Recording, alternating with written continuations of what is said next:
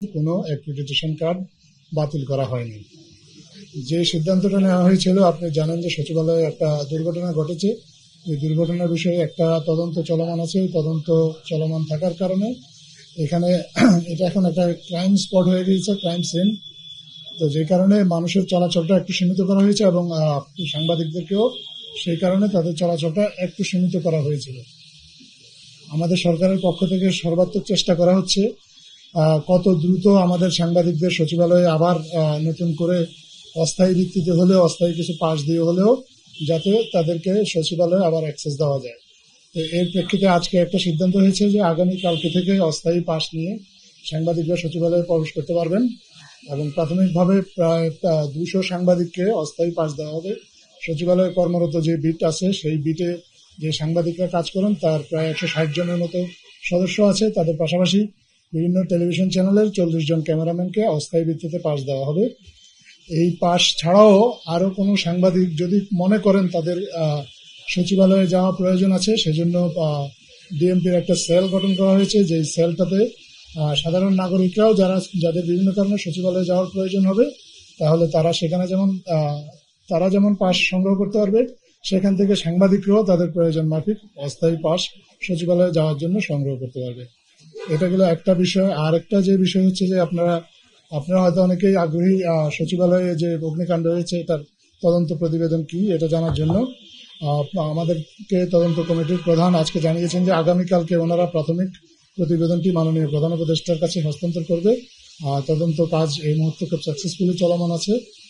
তদন্ত কাজের অংশ হিসেবে ওনারা যাবতীয় প্রয়োজনীয় আলামতগুলো সংগ্রহ করেছেন এবং এর মধ্যে কিছু আলামত দেশে পরীক্ষা নিরীক্ষা করা হচ্ছে। ওনারা যদি প্রয়োজন মনে করেন কিছু আলামত দেশের বাইরে পাঠিয়েও পরীক্ষা নিরীক্ষা করা হবে বলে ওনারা আমাদেরকে জানিয়েছেন। প্রথম কথা হলো যে কোনো অবস্থাতেই এটা বোঝার কোনো অবকাশ নাই যে অ্যাক্রিডিটেশন কার্ড বাতিল করা হয়েছে। স্বরাষ্ট্র মন্ত্রণালয় থেকে যে বিজ্ঞপ্তিটি জারি করা হয়েছে সেখানেও সেই ভাষাটাও যদি আপনি পরিষ্কারভাবে একটু মনোযোগ দিয়ে লক্ষ্য করেন তাহলে সেখানে লেখা কোনোভাবেই বলা হয়নি যে অ্যাক্রিডিটেশন কার্ড বাতিল হয়েছে। কেউ যদি এটা ধরে নেয় যে অ্যাক্রিডিটেশন কার্ড বাতিল হয়েছে সেটা তার নিজস্ব অজ্ঞতাই আমি বলবো। আর আপনি যেটা বললেন যে এটা সঠিক হয়েছে কিনা, আমরা মনে করি যে সচিবালয় এই মুহূর্তে অন্তত সচিবালয় একটা ক্রাইম সিন এবং এই ক্রাইম সিনটা প্রোটেক্ট করতে হবে এবং তদন্তটা সরকার সর্বোচ্চ গুরুত্ব দিয়ে এই তদন্তটা চালাচ্ছে। কারণ সচিবালয়ের মতো একটা কি পয়েন্ট ইনস্টলেশন যেখানে এরকম একটা দুর্ঘটনা ঘটেছে, যে দুর্ঘটনার ফলে দেশের অনেক বড় দেশের যে বড় একটা বিপর্যয় হয়েছে, এটা একটা দেশের one of the most protected area.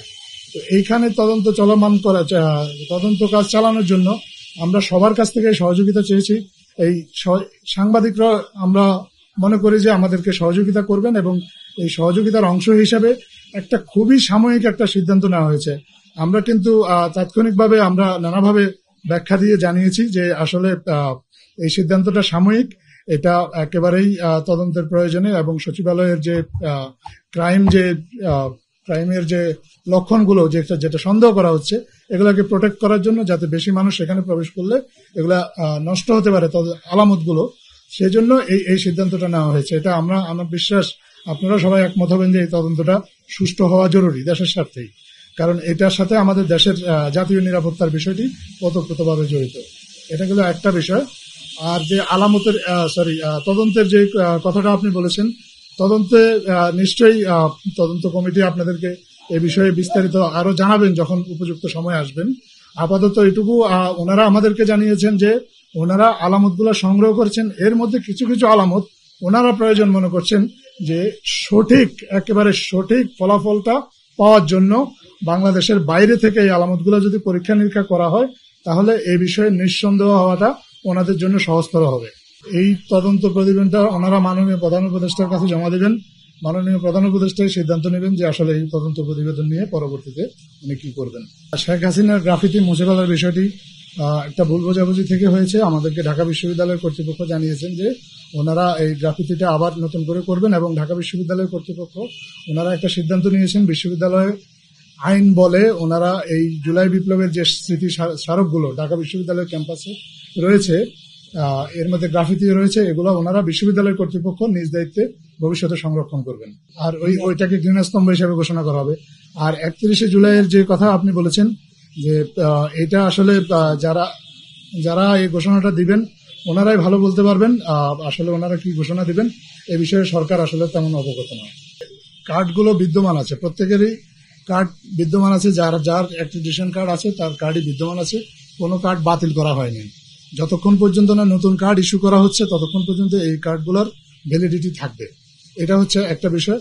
আর সরকার সিদ্ধান্ত নিয়েছে যে কার্ডগুলো রিভিউ করা হবে। রিভিউ করার কারণ হচ্ছে আপনারা দেখেছেন যে আমাদের বিভিন্ন সময় আমাদের বিভিন্ন কর্তৃপক্ষ তথ্য মন্ত্রণালয় থেকে প্রায় 7,866টা অ্যাক্রিডিটেশন কার্ড ইস্যু করা হয়েছে। এই অ্যাক্রিডিটেশন কার্ডগুলোর মধ্যে 4,900-র মতো অ্যাক্রিডিটেশন কার্ড আবার গত সরকার বিভিন্ন অজুহাতে বাতিলও করেছে। এখন 2,900 মতো অ্যাক্রিডিটেশন কার্ড বিদ্যমান আছে এবং এই অ্যাক্রিডিটেশন কার্ড যারা ধারী কারা এটা এখনো মাঝে সরকার পুরোপুরি নিশ্চিত নয় যে কারা এই অ্যাক্রিডিটেশন কার্ড বহন করে। তবে ধারণা করা হচ্ছে যে প্রকৃত সাংবাদিকের বাইরেও আরো অনেক ব্যক্তি আছেন যারা এই অ্যাক্রিডিটেশন কার্ডটাকে ব্যবহার করে সচিবালয়ে লবিং সহ আরো নানা ধরনের তৎপরতা চালায় এবং অনেক রাজনৈতিক নেতা কর্মী আছেন যাদের কাছে এই অ্যাক্রিডিটেশন কার্ড আছে, তারা আসলে সাংবাদিক নন। এই জন্য সরকার সিদ্ধান্ত নিয়েছে এটা রিভিউ করে যারা প্রকৃত সাংবাদিক শুধুমাত্র তাদের কাছে এই কার্ডটা থাকবে, যাতে তারা সাংবাদিকতা করতে পারে। সাংবাদিকের বাইরে অন্য কেউ এই কার্ড ব্যবহার করে সাংবাদিকতাকেও যেন কোনোভাবে প্রশ্নবিদ্ধ না করতে পারে। পাশাপাশি সচিবালয়ের মতো একটা গুরুত্বপূর্ণ স্থানে যাতে কোনোভাবে নিরাপত্তার জন্য তারা কেউ হুমকি না হয়ে দাঁড়াতে পারে। আমরা সাংবাদিকতাকে ভালো সাংবাদিকতাকে প্রমোট করতে চাই। আমরা মনে করি আমাদের যারা সাংবাদিক ভাইয়েরা আছেন তারা সচিবালয়ে যাবেন, নিয়মিত রিপোর্ট করবেন তাদের যেই রিপোর্ট করা প্রয়োজন, এবং তাদের কাজের সুবিধার্থেই আমরা মনে করি সাংবাদিকতা থেকে যারা সাংবাদিক নামধারী অন্য ব্যক্তি আছেন কিন্তু আসলে সাংবাদিকতা পেশার সাথে সম্পৃক্ত না, কিন্তু সাংবাদিকতার পরিচয় ব্যবহার করেন, আমরা মনে করি তাদের ব্যাপারে একটা সিদ্ধান্ত নিতে হবে এবং এই চিন্তা থেকেই এই কার্ডগুলো রিভিউ করার একটা সিদ্ধান্ত হয়েছে।